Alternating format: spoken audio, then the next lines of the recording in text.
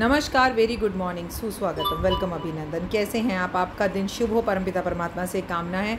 कैसा रहा निर्जला एकादशी का व्रत, मुझे बताइए। अपने एक्सपीरियंसेस मेरे साथ कमेंट्स में ज़रूर शेयर कीजिए। मेरा व्रत अच्छा रहा, हालांकि खोलने में सुबह के 11 बज गए क्योंकि इंडिया न्यूज़ पर जाना था, शो था मेरा।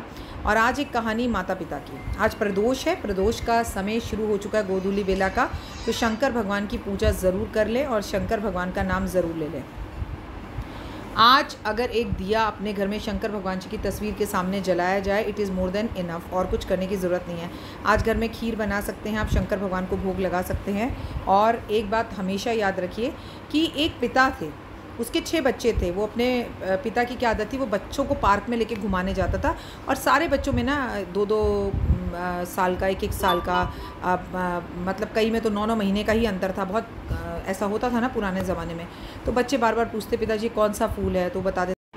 तो पिता बड़े चाव से बताता कि बच्चा ये कमल का फूल है। फिर ऊपर से कौवा उड़ता, तो बच्चे पूछते ये क्या है, तो पिता बोलता कौवा है, ये चिड़िया है। मतलब तमाम तरह के बच्चे क्वेश्चंस करते।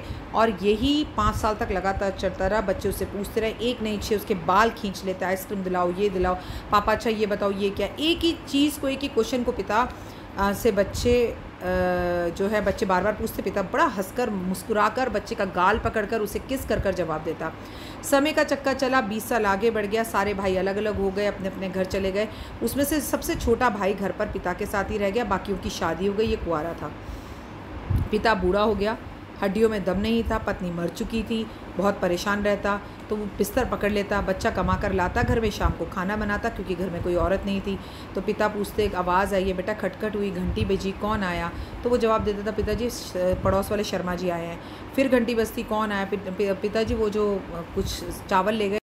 तो कहीं ना कहीं वो जवाब अपने पिता को देता। लेकिन जब एक अति हो जाती, पिता कहते चावल क्या बना रहा है, क्या लेकर आया है, खाना क्या बनाएगा, तूने कुछ खाया? तो अपने पिता को झल्लाता, चिल्लाता।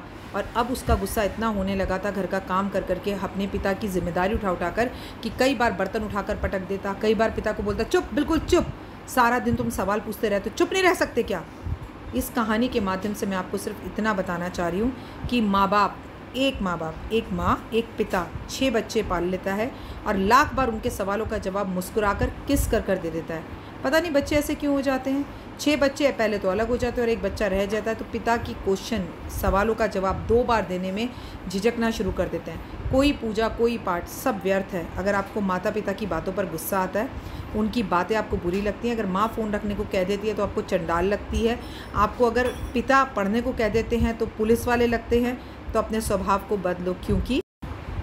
क्योंकि सास भी कभी बहू थी, यानी कि आपको भी कभी ना कभी पिता बनना है।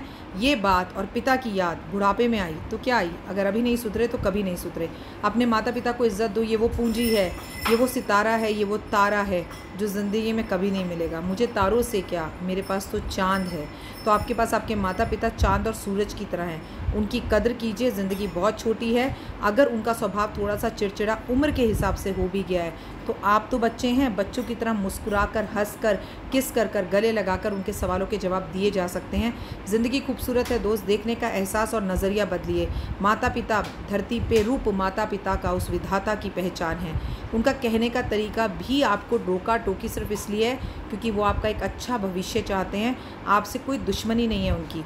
ये सुख जिनके पास है वो कितने धनवान हैं, ये आप उनसे पूछो जिनके माँ बाप नहीं हैं।